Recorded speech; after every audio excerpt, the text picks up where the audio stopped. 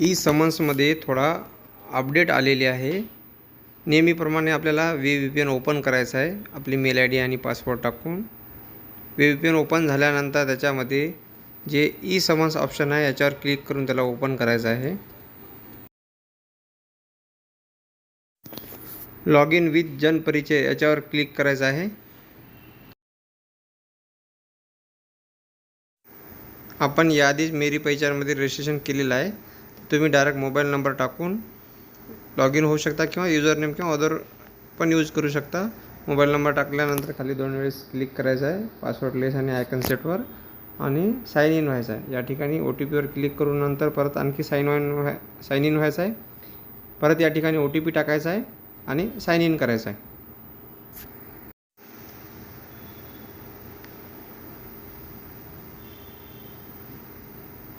OTP टाकत आहे। OTP टाकून साइन इन केलं। परत एकदा साइन इनवर क्लिक करायचं आहे।